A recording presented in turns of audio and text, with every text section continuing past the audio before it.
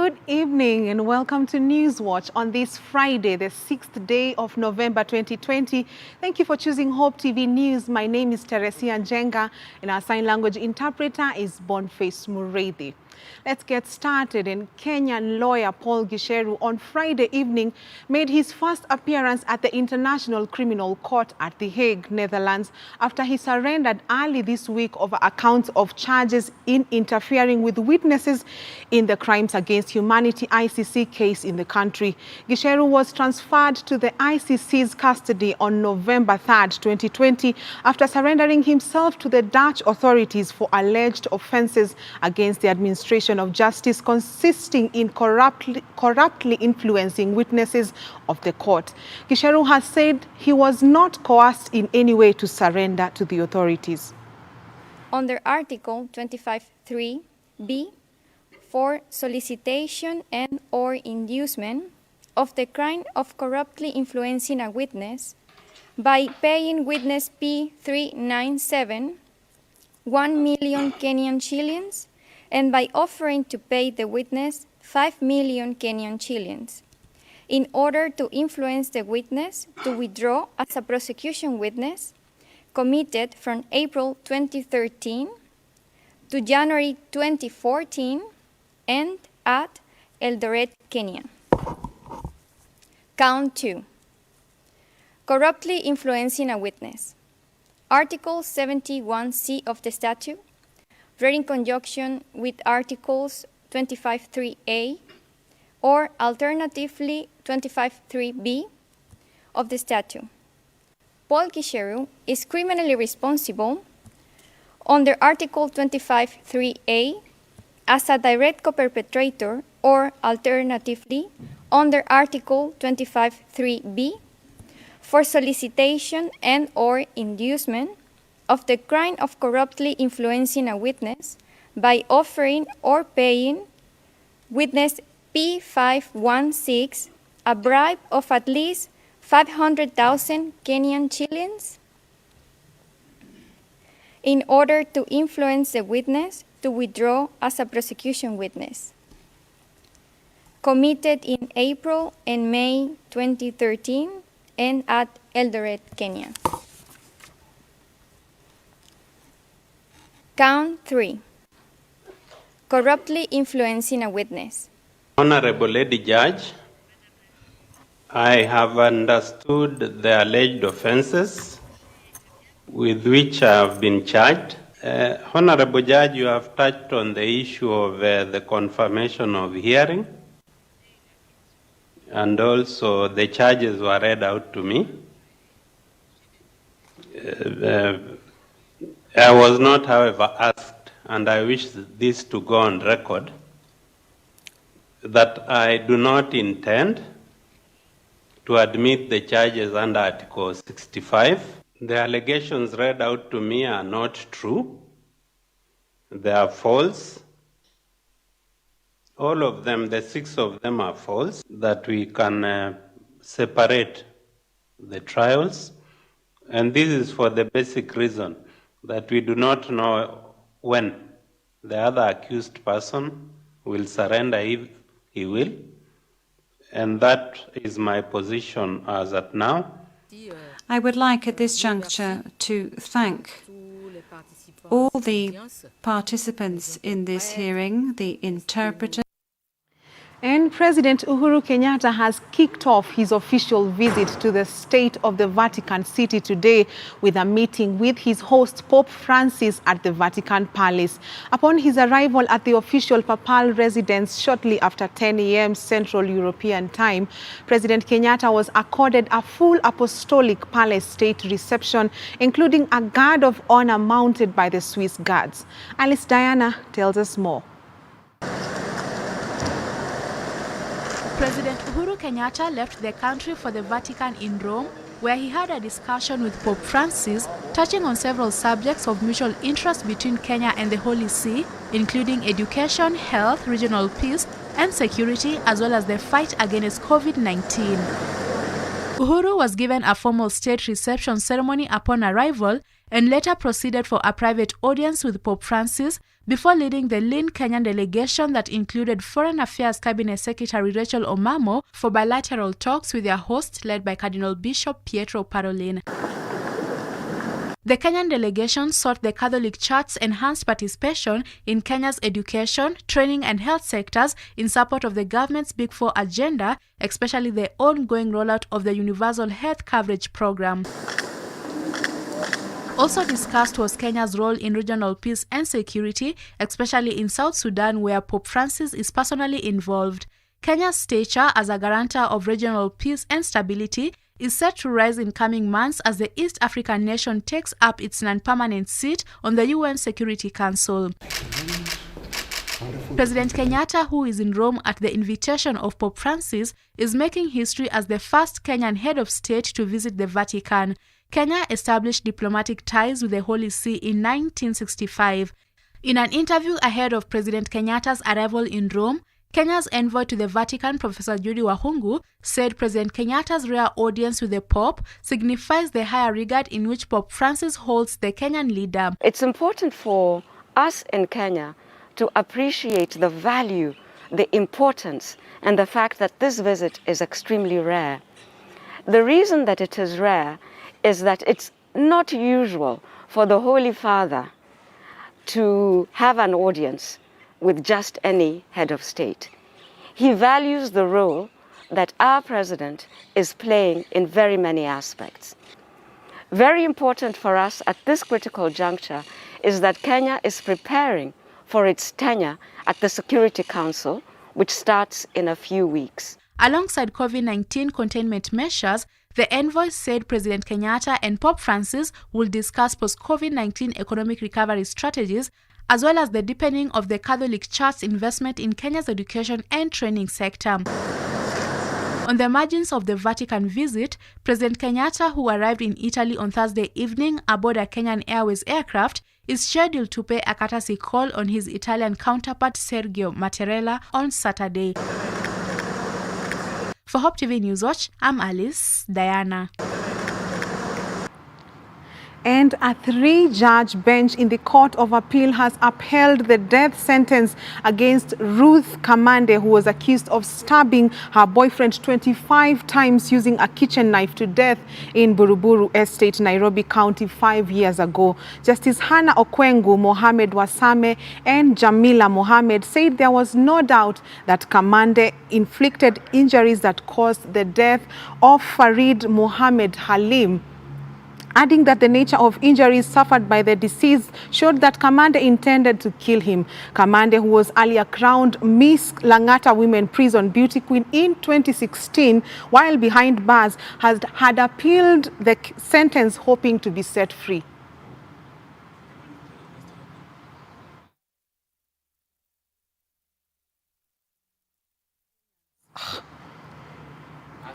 And Kenyans have been asked to brace for more rains this weekend despite the already existing floods affecting especially in the Rift Valley region. A weather advisory report from the Kenya Meteorological Department indicates that ongoing rains are expected to continue for the rest of the week. And as Grace Wangoi reports, rains will intensify to more than 30 millimeters in 24 hours over Nairobi, the coastal region, eastern region, the western part of the country from November 8th to November 9th. The months of October, November, December usually constitute an important rainfall season in the country as they establish the short rains. Several parts of the country are, however, experiencing huge rainfall that threatens to lead to flooding and spillage in areas around lakes and rivers. To this effect, the Kenya Meteorological Department has released an advisory that heavy rainfall being experienced in parts of the country are expected to continue and intensify to more than 30 millimeters in 24 hours on November 8th and November 9th, and later reduce intensity on 10th November. Hotspot areas the weatherman has identified include the counties of Nyeri, Kiambu, Nyandarua, Laikipia, Murang'a, Embu, Meru, Kirinyaga, Tharaka Nithi, Taita Taveta, Busia, Kisii, Nyamira, Kericho, Bomet, Nakuru, Baringo, Narok, Migori, Nandi, Trans Nzoia, West Pokot, Uasin Gishu, Vihiga, Bungoma, Homa Bay, Busia, Kisumu, Siaya, Kakamega, Kajiado, Mombasa, Kwale, Kilifi, parts of Tana River, and Lamu counties. Government spokesperson Sarah Saguna, while in Nakuru on Thursday, warned residents living near lakes and flood-prone areas to stay alert and be on the lookout for possible flooding.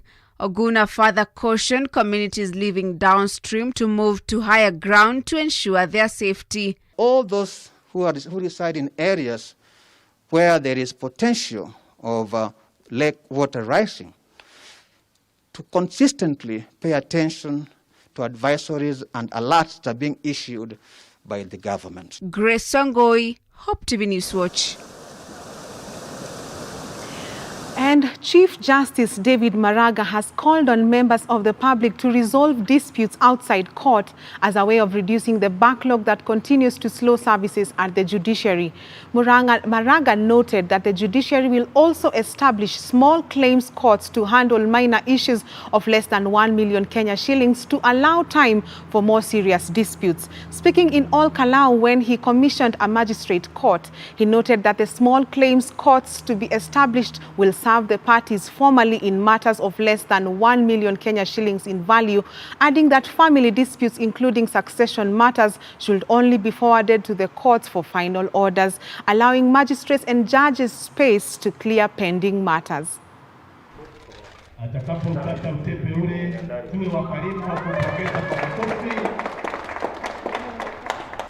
Cases like the ones of succession should not come to courts. They should come to court for orders to enable them to go and distribute the estate. So I want to urge the community. You know, succession cases, we have only two issues to deal with. Identification of the heirs and the distribution of the estate. And that can be done by religious leaders in your groups.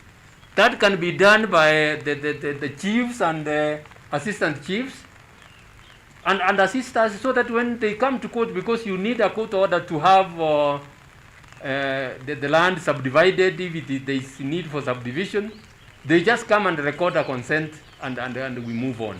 So I want to urge the community to please use alternative dispute resolution mechanisms to clear some of those cases, so instead of having backlogs in court. We are also in the process of operationalizing the small claims courts. The small claims courts are those ones which are going to deal with the minor cases. They are not minor, actually, in some of them, up to a value of about 1 million shillings. And we want to have those cases dealt with in an informal way. On this, we want to offer our cooperation as the county government. The governor has offered land in engineer for construction of this facility that you hold children. So as soon as you can get some budget, well, we'll be ready to construct that facility on land donated by the county assembly. Let us take our first commercial break. We have much more news coming up, so keep it Hope TV.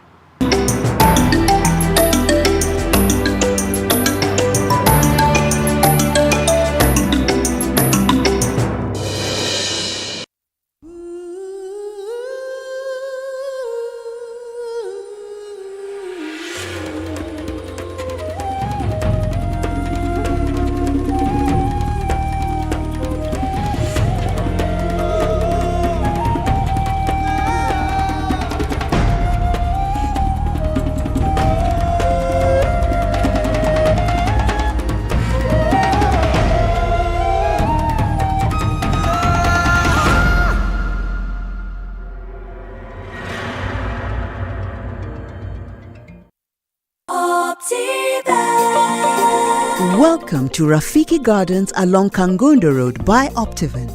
This is an ideal and affordable piece of investment that is strategically placed within the Nairobi metropolis. Rafiki Gardens is close to key social amenities like schools, banks and shopping malls. This project comes with ready title deeds, maram roads and a marking fence round the property. Get a plot at only 695,000 Kenya shillings cash price. You can also pay a 50% deposit and pay the rest in 6 months installments. Call us today on 0702 8310 83 or visit www.optiven.co.ke.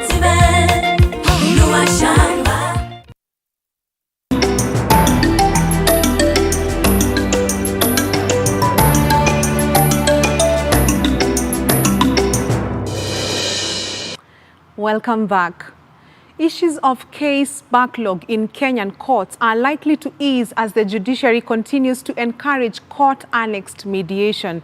According to the president of the Mediation Training Institute East Africa, James Mangerere, already 42 judicial officers, court clerks, advocates, and members of the Malindi High Court Users Committee, CUC, among them representatives of the civil society and Kilifi County government officials, have undergone through the training conducted by Mediation Training Institute in partnership. Mark Kimondo tells us more. Court-annexed mediation is a form of alternative dispute resolution process where a third party comes to assist those negotiating by helping them come up with quick and acceptable solutions to their dispute. Following its introduction, the judiciary has been banking on it to ensure reduced case backlogs countrywide, and already more than 2,800 professional mediators in the country have been trained on court-annexed mediation, according to the president of the Mediation Training Institute in East Africa, James Mangere. The court process is more costly and it takes too long to have matters resolved, especially now that we have backlog of cases in court. We have so many cases and very few judges. Mediation is faster, it's cost-effective, it restores relationship. In fact, the most important part of mediation is that you resolve the dispute, but you still maintain the relationship of the parties in dispute. The professional mediators will handle court-annexed mediation for litigants wishing to employ alternative dispute resolution mechanisms as opposed to going through the conventional judicial process. We have about 250 judges in Kenya handling several thousands of cases in court. Some of these cases should not even have found their way to court. In fact, in other jurisdictions, before a matter goes to court, usually you have to prove to the courts that you have attempted mediation. Only then. Mangere was speaking at the Malindi Law Courts, where a 5-day professional mediation training for 42 judicial officers, advocates and members of the Malindi High Court Users Committee, among them representative of the civil society and Kilifi County government officials. The training is being conducted by a Mediation Training Institute in partnership with the Judiciary and the International Law Development Organization, ILDO, and attracted 42 participants who are set to be accredited into the Institute of Chartered Mediators and Conciliators of Kenya. Kesi zote kabla hazijafika mahakamani, kwanza watu wajaribu kusuluhisha kwa njia ya maslaha, ndio wakishindwa ndio waweze kufikisha kesi zao mahakamani. Mangere said upon graduation, the 42 participants will, apart from serving in the court-annexed mediation program, be certified as international mediators because this is certified by the International Mediation Institute of Netherlands, the Singapore International Mediation Institute. Court-annexed mediation has been identified as a faster and more effective than conventional judicial system as it handles emotional and restores relationships between disputing parties as opposed to the latter, which he said leaves emotional bonds unhealed. But in this case, the parties are guaranteed that their interests will be met on account of that. Only about 250 judges handle thousands of cases in Kenya, some of which should not even have found their way to court. Sheila Mugambi, an advocate and a certified court-annexed mediator, said the implementation stage of the program in the North Coast region was to be rolled out in June. But judicial officers were to be trained first, hence the delay. Aim ya hii court-annexed mediation project ilikuwa ni kusaidia watu kupata haki kwa njia rahisi na kwa wakati, kwa sababu hapo kitambo ulikuwa unaweza kukaa na kesi kotini for more than 20 years. Parties in dispute do not pay a penny while handling their cases through mediation, as the mediators and lawyers are paid by the judiciary. 98% of cases that are filed in court every year are never resolved, hence the need to go for the mediation way. Mark Kimondo for Hope TV. Now, leaders from the North Rift region have agreed to enhance peace for sustainable development in the region. The leaders, who included governors, MPs, MCAs, and heads of national security agencies, held a consultative peace and security meeting at Kenya School of Government, Kabarnet, in Baringo County, a forum that saw them set stage for the journey in pursuit of lasting peace along the borders of Baringo, Elgeyo Marakwet, West Pokot, and Turkana counties, with the hope of bringing an end to the reign of bandit terror. The North Rift region has over the years witnessed a state of lawlessness which has impacted negatively on the region's socio-economic development. The meeting discussed forms to strengthen existing peace initiatives for sustainability. 2014, young men ya Pokot wakachukua mamlaka kwa mkono yao. Wakaamua kuzingira kijiji ama Manyata naitwa Lorogon. Wapokot wanataka kumaliza Waturkana wako hapo ndani. Na ya East wakashikwa na roho mbaya pia wanataka kuzingira ile ya Kabeda. Hapo kwetu walizingira mpaka hata sijui kama ilikuwa ni wewe au wanaume. Nikasikia rumors bomb nataka kwenda hapo wamalize watu kabla kufa. Nikaita vijana wa Pokot, ni nini umetufanya? Wengine sema bwana wewe utuachie tutamaliza. Pawaso yote ya West Pokot ilipelekwa pale nafunga barabara kila kitu chafu. Lakini Mungu akatusaidia, tulipoongea kidogo hivi wakasikia, serikali kaingia. Ina affect uwezo wetu kama region kufutia waegezaji. Wale watabuni nafasi za kazi na kuleta viwanda sehemu hii. Ina affect sisi katika kiwango ya kimataifa. So mimi nimekuja hapa kuwasihi na kuungana na nyinyi na kuungana na hao viongozi wote kusema inawezekana hii North Rift tuwe na amani ya kudumu na tuanze safari ya kufufua uchumi hapa na maendeleo. And health services at the Moi County Referral Hospital in Voi, Taita Taveta County have been scaled down after 8 health workers tested positive for COVID-19.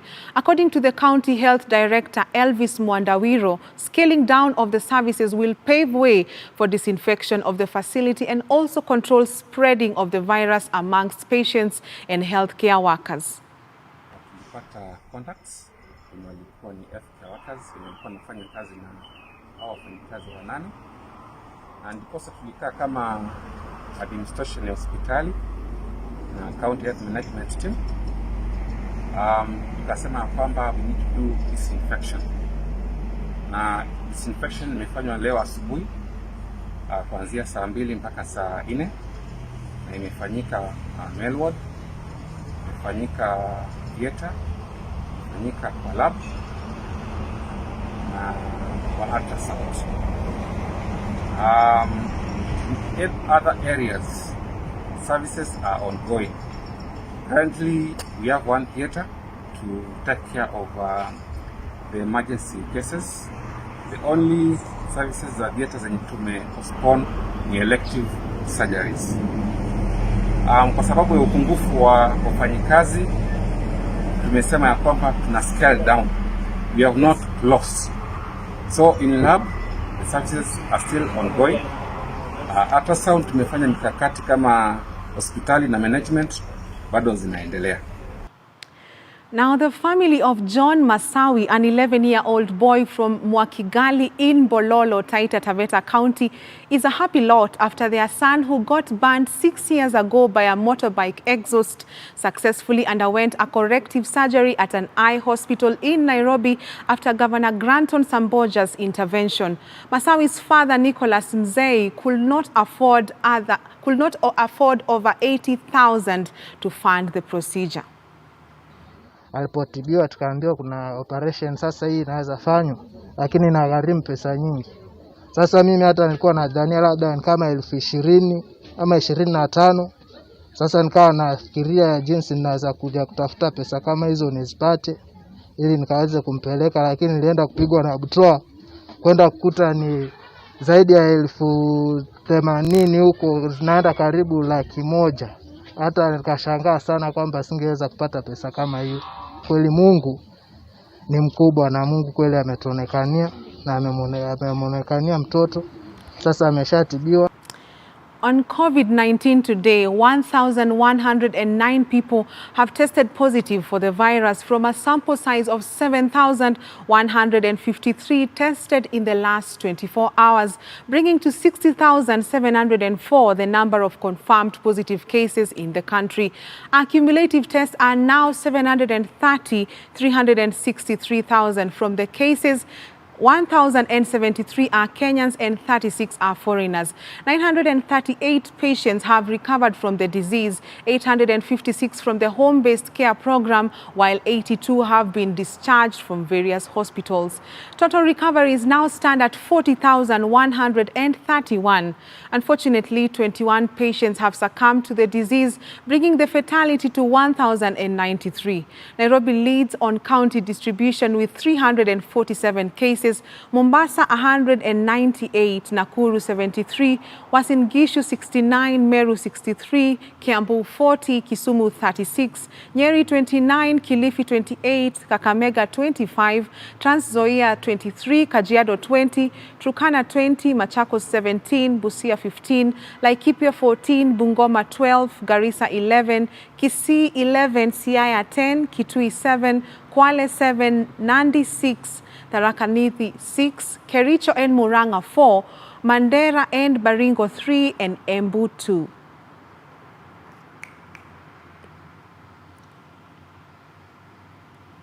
And internationally, Kosovo President Hashim Thaçi has resigned from office to face charges of war crimes and crimes against humanity at the International Criminal Court in The Hague.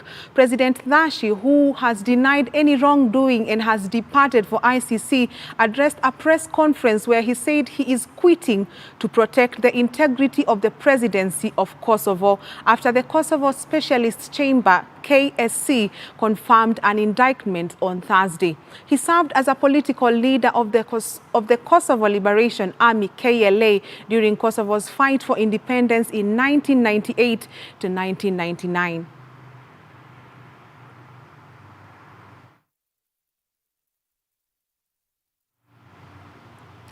And in the U.S. Democratic presidential contender Joe Biden has overtaken President Donald Trump of the Republican in Georgia and Pennsylvania by slim margins, adding to his advantage in the Electoral College. With nearly 5 million votes counted in Georgia, Biden leads by just 1,096 votes and by 98% in Pennsylvania. And if he wins in Pennsylvania, he wins the presidency. The Democrat has also taken a narrow lead in Georgia with 99% of votes counted, but officials there announced there will be a vote recount. On Thursday, several U.S. television networks halted live coverage of Trump's first public appearance since election night after concluding that the president was spreading disinformation. Trump has unleashed unsubstantiated claims in a 17-minute address, insisting that Democrats were using illegal votes to steal the election from him. I ask everyone to stay calm, all the people to stay calm. If you count the legal votes, I easily win. If you count the illegal votes, they can try to steal the election from us. We think there's going to be a lot of litigation because we have so much evidence, so much proof, and it's going to end up perhaps at the highest court in the land. We take another short commercial break. Business and sports news is coming up, so keep it Hope TV.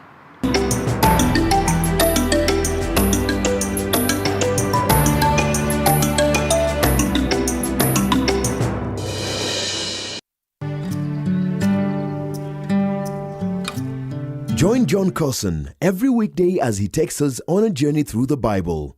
Whoever shall seek to save his life, if you go back to living for yourself, you're going to lose it. But whoever shall lose his life, give up his life for my sake, he shall preserve it. Enjoy interesting, knowledge-packed, yet simple teachings through his humor and in-depth understanding of God's Word.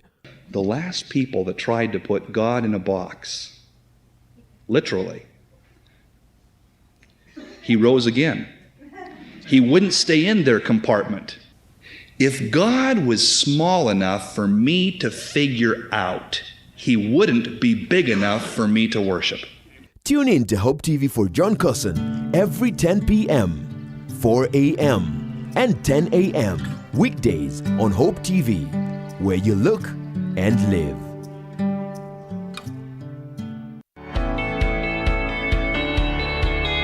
Dunia ni mali ya Bwana na vyote vijazavyo. Nguruwe ni mali ya Bwana au? Ni mali ya Bwana. Bata ni mali ya Bwana. Ni mali. Wewe kula basi. Acha mambo mengi. Yesu ndiye njia. Muislamu yoyote ambaye anamkataa Yesu, kwanza sisi tunamjua ni kafiri. Bila huyu Yesu, mtu aendi kwa Baba. Ungana na walimu wa neno wanapochambua masuala tata katika Biblia, wakiyalinganisha na vitabu vingine vya kidini. Je, kuna ushahidi wowote Muhammad aliwahi ona Qur'ani? Na hii Qur'ani muliitoa wapi?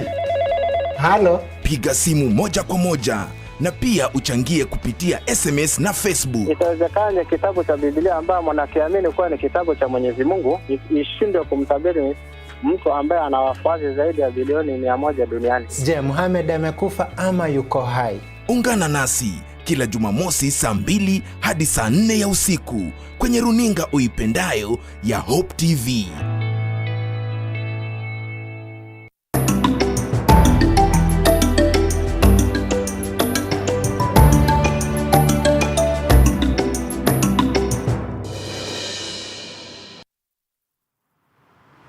Thank you for keeping it Hope TV. Let's talk business. And President Uhuru Kenyatta has commended all compliant taxpayers for their high sense of civic duty and fidelity to the tax laws that have afforded the country funds to stave off the worst of the COVID-19 pandemic's social and economic effects. The president, who also applauded the Kenya Revenue Authority, KRA, for maintaining its tradition of excellence in tax administration despite the ongoing challenges arising from the COVID-19 pandemic, directed the National Treasury and KRA to increase the informa reward from the current 2 million Kenya shillings to 5 million Kenya shillings. Kenyatta made the remarks in a recorded video address during the 2020 National Taxpayers' Day. KRA has maintained its tradition of excellence in tax administration, coupled with commendably high levels of voluntary compliance on the part of taxpayers. This has afforded us the funds to stave off the worst of the pandemic's social and economic effects and to put in place comprehensive measures to protect the most vulnerable members of our society. Ladies and gentlemen, I'm pleased to note some of the measures that the Kenya Revenue Authority has taken to ensure that its relationship with the taxpayer is not adversarial or fraught with antagonism, for it is KRA's solemn duty to facilitate economic activity, trade, and our shared prosperity. To support the authority in delivering its mandate in a manner that is not antagonistic with its tax clients, since the beginning of my administration, we have facilitated a program of digitization within KRA. Under this program, the authority has adopted innovations such as the hugely successful iTax platform and the recently launched M-Service app that enables a taxpayer to pay their taxes through mobile devices. Taxpayers now do not need to travel long distances or rely on third-party support vendors to fulfill their tax obligations. Now, Kiambu County Governor Dr. James Nyoro has officially opened the county's COVID-19 isolation center in Tigoni. The isolation unit, valued at over 25 million Kenya shillings, is jointly funded by Mabati Rolling Mills, a member of Safal Group, in partnership with the Kiambu County and the Kiambu County COVID-19 Emergency Response Fund. Here's Patroba Ojuang with that story. The facility, with a capacity of 104 beds, is fully equipped with wards, emergency center, ablution blocks and changing facilities for doctors, nurses and other healthcare workers. Speaking at the event, the governor thanked Mabati Rolling Mills, MRM, for their contribution towards COVID-19 emergency response, and especially the use of MRM's pre-engineered steel buildings PEB technology that hastened the construction of the unit in a record 10 weeks. He noted that the facility will ease pressure on the Kiambu Level 5 hospital that's been overwhelmed by patients due to COVID-19 pandemic by providing the necessary space for isolation and treatment. We are now moving on in order to procure equipment, modern equipment. We are looking at different ways of doing that so that we have all kinds of equipment that is required in a modern hospital. Whether you are talking about scanners, CT scan, whether you are talking about MRI, whether you are talking about all the things that we are talking about, we'll be in the process of procuring them so that they will be available and our people can get first-class treatment. Construction of the facility was commissioned in the beginning of July and completed in a record 10 weeks thanks to the SAF-build technology by MRM, pre-engineered steel buildings, PEB technology that allows one to fabricate the building off-site and then quickly assemble it on-site, reducing the construction time by at least 50%. According to Anders Lindgren, CEO of the Safal Group, one of their focus areas is corporate social investment, health, and this partnership with Kiambu County Government and the County COVID-19 Emergency Response Fund couldn't have come at a better time. We look at the Big Four agenda of Kenya. The construction industry can actually help with all the different pillars in that agenda, because here we can support the health industry. Of course, clearly we help the manufacturing. We also can help on the housing side.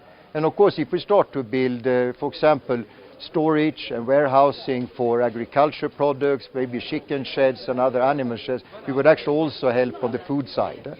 Kenya has over 50,000 confirmed cases of COVID-19, and the numbers are projected to go up, putting further strain on hospitals countrywide. Patroba Ojuang, Hope TV Newswatch.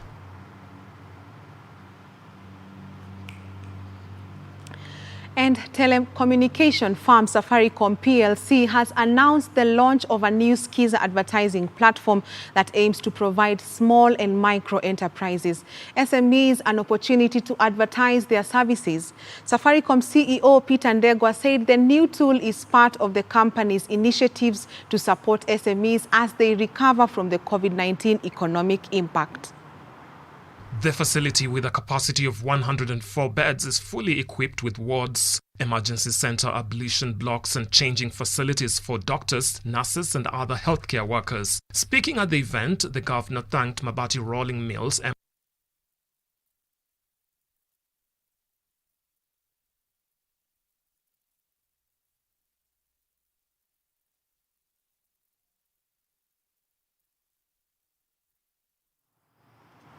Now, pension fund trustees and administrators have been urged to adopt good governance practices to ensure effective service delivery, viability and sustainability of such schemes. Speaking at the official opening of a two-day pension trustees seminar organized by Zamara Group, manager of supervision at the Retirement Benefits Authority, RBA, Caroline Wanjala, asked pension fund trustees to adopt the RBA guidelines on good governance and treating customers fairly.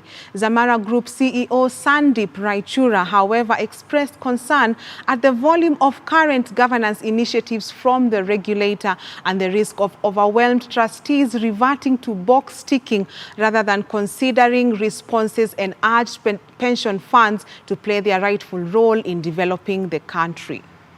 Without good governance, we are not likely to achieve good outcomes for the members whose interests we represent as trustees. One of my concerns, my personal concerns, is that with the volume of governance initiatives, which are important that the regulator is bringing out, there is the risk of overwhelmed trustees just reverting to ticking the box and not focusing on what needs to be done for good governance and why it is important.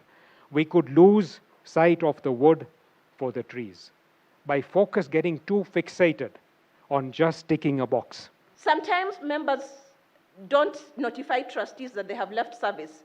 So you will see a member sitting down, after 30 days they come with a complaint to the authority. Trustees are not aware that the person has left service. So it comes to all these issues of treating customers fairly. Do they have information? Do they know what they're expected to do when they leave service, on what processes they should follow to claim their benefits?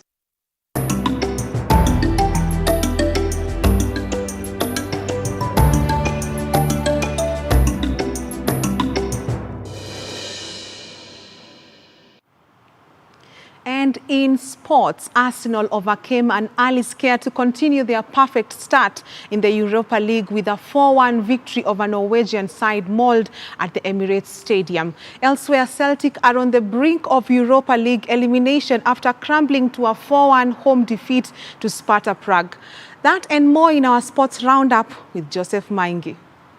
2 own goals helped Arsenal recover from falling behind to crush Molde 4-1 in the Europa League Group B, with Nicolas Pepe and Joe Willock also scoring for the London club. Elsewhere, Hurricane scored his 200th goal for Tottenham Hotspurs on his 300th appearance for the club as the Spurs got on track in the Europa League after beating Bulgarian side Ludogorets 3-1. In Scotland, Celtic suffered a 3rd consecutive home defeat for the first time in 30 years with a humiliating Europa League Group H collapse against Sparta Praha. In England, Leicester maintained their perfect start in the Europa League Group G after beating Braga 4-0 at the King Power Stadium. In Portugal, Benfica failed to maintain their 3-1 first-half lead after suffering a 3-3 draw against Rangers. In Italy, AC Milan suffered a 3-0 loss to Lille at the San Siro Stadium. In Israel, Bayern Leverkusen scooped a 4-2 win in Israel against Hapoel Beersheva in Group C of the Europa League.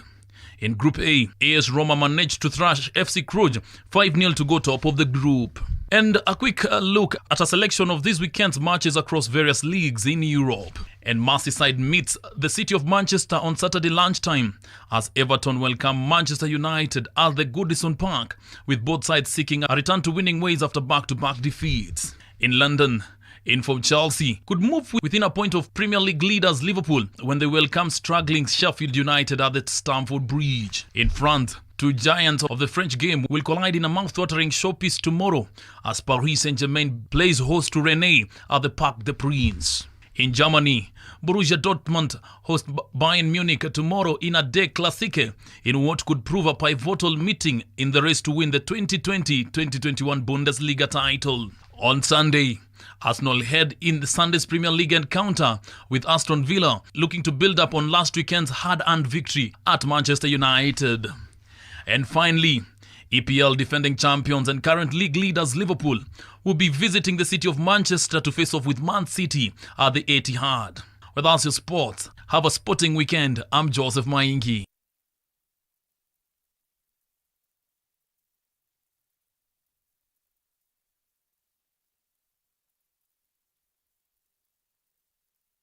Great weekend and God bless you.